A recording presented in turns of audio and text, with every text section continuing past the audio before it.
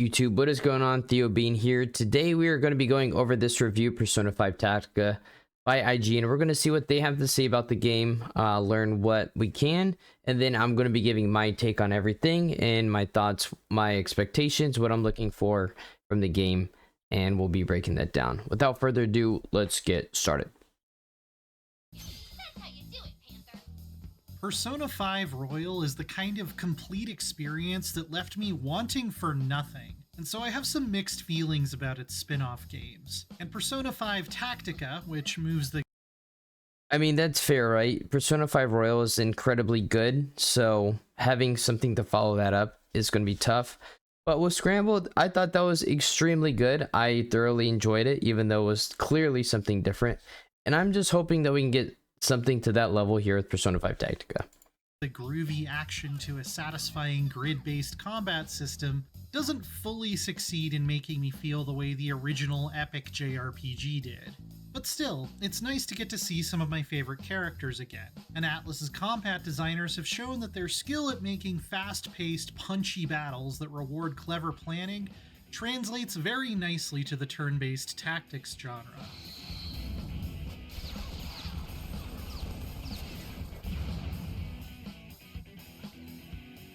In terms of the timeline, Tactica takes place between the second and third semesters of Persona 5 Royal, and I definitely would not recommend picking it up if you haven't played at least that far into the story.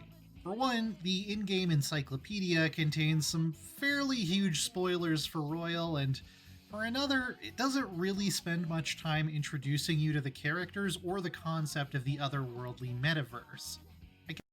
I would think most people that would be playing this game have played through either Persona 5, Persona 5 Royal, so you already know what to expect, right? I think that's kind of who this is catering to, given the success of Persona 5. So I can only imagine someone coming into this adventure with no previous Persona knowledge would wind up highly confused. The art style took a bit of warming up to as well. The entire cast has been partially chibi-fied, if that's the correct term, though Morgana, hilariously, doesn't really look much different. That threw me off at first, but eventually I more or less stopped noticing it. The art direction is definitely very Persona 5, from the menu screens to the mysterious, sprawling kingdoms that take the place of palaces this time around. LeBlanc looks a bit too bright and cheery, I barely recognized it. But all the new friends and foes show off the sort of zany imagination. I'm sorry, but I never thought LeBlanc was depressing. That's just me, though. I've come to expect from this universe. That's perfect! You'll be safe there! And of course, you can't call yourself a Persona 5 game without a hard-rocking, energetic, jazzy soundtrack. Composer Toshiki Konishi pulled me back into these immaculate vibes immediately, with toe-tapping new tracks for hanging out at the hideout, investigating strange new worlds, and general ass-kicking. Vocalist Lin Inaizumi is back as well, with some memorable performances, including a new boss fight track. So hearing the fact that the original people that did the music for 5 are back here is extremely good, because of course, if you know, 5 has some of the best music in a game like ever. Yes, ever. So hearing the same group is back and even making more soundtracks is like chef's kiss. We love to hear that.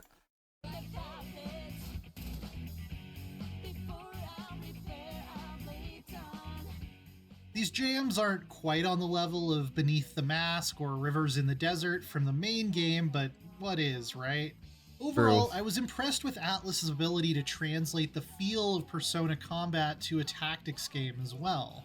Every turn is still about trying to set up combos, but now you'll be darting around the battlefield, taking cover, pushing or luring out enemies, and finishing with a flashy team-up maneuver.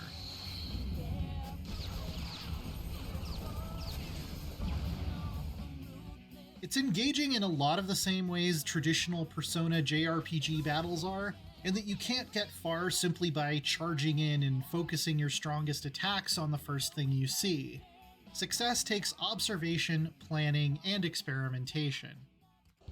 More enemies! Stay on your toes! The ability to rewind to your previous turn is very welcome too. At first, I was afraid it would make things too easy, but each of these missions is pretty short to begin with, rarely taking more than 10 minutes, so even starting all the way That is incredibly short.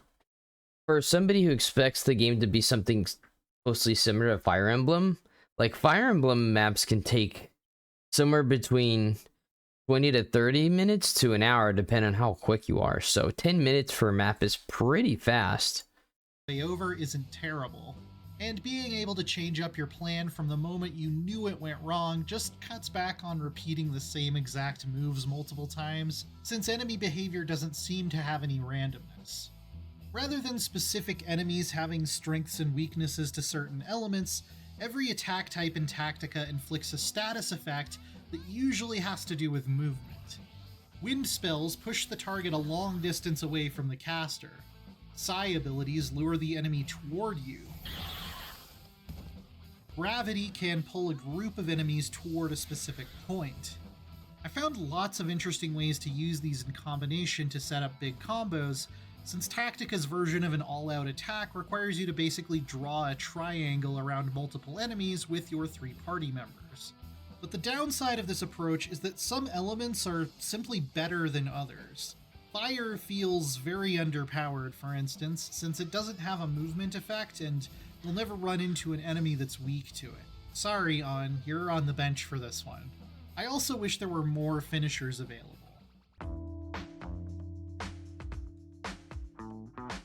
Party customization is definitely much simpler than a mainline Persona game, but it's still fairly extensive. The only equipment you can upgrade are guns, with melee damage increasing automatically as your party levels up. But there are well over 100 fusible personas to unlock, and for the first time, anyone can equip them as a sub-persona, not just Joker. So if you want to give Panther a gravity spell, looks like you're back on the varsity squad. Everyone will still be best at a certain thing though, since they can only upgrade their main element through personalized skill trees. So even if any character can use any element just based off whatever you combine them with, Haru's always going to be better at using psychokinesis abilities compared to Anne because she specializes in it. So that's interesting. I wonder if maybe later on there's more to them, or maybe Anne's tree is really good, so maybe she'll have some sort of use. Or these different characters that have just the more unique elements that can help in these situations are better.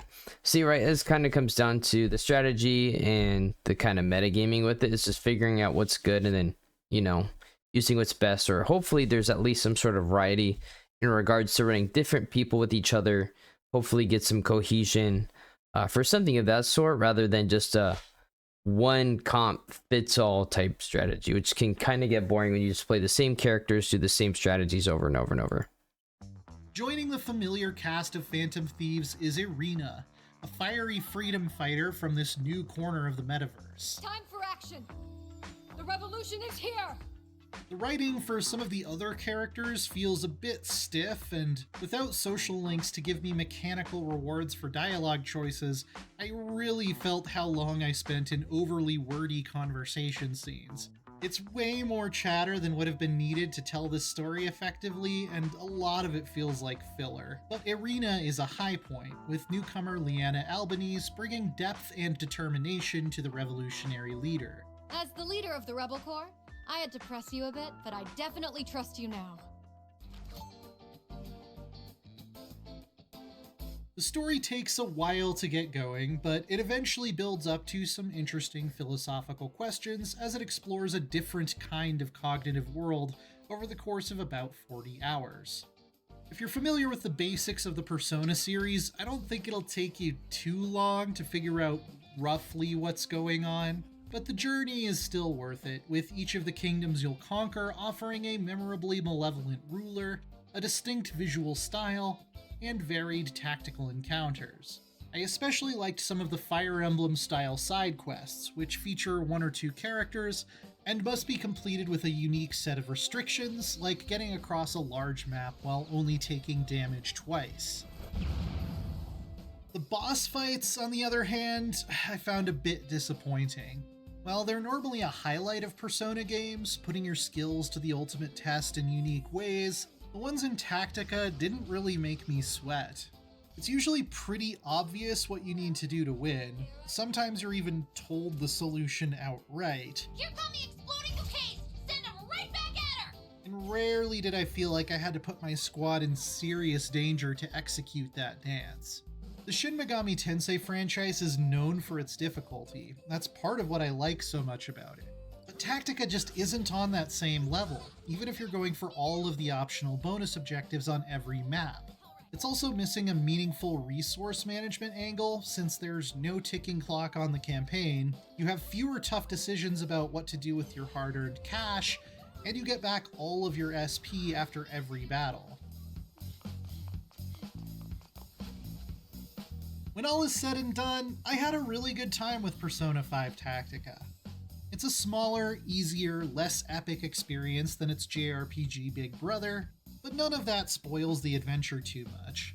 The combat is quick, clever, and exciting, even if, along with the writing and art style, it seems geared toward younger players or an overall more casual experience. Getting to spend another 40-some hours with my beloved Shujin classmates and bob my head along to some of the best music in video games is well worth my time. Long live the revolution! Alright. So seeing that the game got an 8's actually pretty surprising, because it seemed like there was more negative things to be said about the game rather than the good. So my takeaway from that is granted it is an IGN review, but most likely, you know, the things that the game does well, it does very well, right? The music, the characters, the story, it's kind of what we're gonna expect from something that is a Persona game. Let's talk about the potential issues with this game. For one, my biggest concern is the game's going to be too easy. It's kind of what it made it sound like, especially boss fights, not really challenging. And then the one clip they showed, Futaba clearly just tells you what to do for the mechanic of the boss. So I'm hoping, right, with different difficulties, it will make the game at least a little bit harder. One thing, right, that's always been the biggest component when it comes to Persona 5 Royal, or just Persona 5 in general, is your resource management, you know, managing your SP. As you try to go, usually an entire day, try not to do 2 trips, going into, I want to say the metaverse, but so it will be kind of interesting to see how that is. I'm hoping with the modifiers, right, it will make the game harder. Time will tell, right, when we play the game, play through it. I will be playing on at least a hard difficulty based off whatever is available to us. I think secondly, 40 hours doesn't seem too long.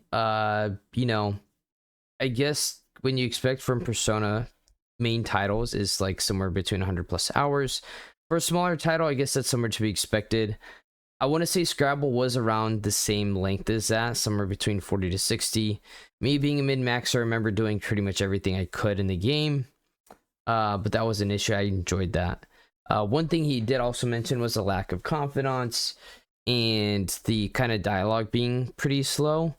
Granted, Scramble also did not have confidence, but I still really did enjoy that game for what it was. You know, these games aren't going to be the equivalent of Persona 3 Reload or Persona 5 Royal, right? That's kind of the bee's knees, everything that Atlas is, you know, putting all their money into. But with this, right, I still expect a fun title. Hoping that the combat is good. It's not too easy. You can't just face roll everything. And I'm hoping to get a good Persona story, you know, regarding the Phantom Thieves and what's going on in this next chapter here that takes place in between the second and third semesters, which gives me some interesting insight into what could happen with characters, stuff like that. I won't get into that for the sake of spoilers, but overall, I'm pretty excited for this game. It looks good. I just hope that it's not too easy. That's really the big thing. It looks like it will be a fun title. It's got overall good reviews, so I'm looking forward to it. That said, I also will be playing it on my Twitch channel. I will be streaming it starting Friday evening. That will be on the channel, which is going to be right over, here on twitch.tv/TheoBean. Link will be down in the description as well. But come check me out. I'll be live around 6 p.m. Pacific time, and I'll be playing that for a few hours for Friday and Saturday evening. Might even go live earlier just based off timing for Saturday. That is going to be it, guys. Thank you so much for watching. I hope to catch you guys in the stream, or I will see you guys in the next video. If you like this content and more, please like and subscribe, and I will see you guys in the next one. Peace and deuces. See ya.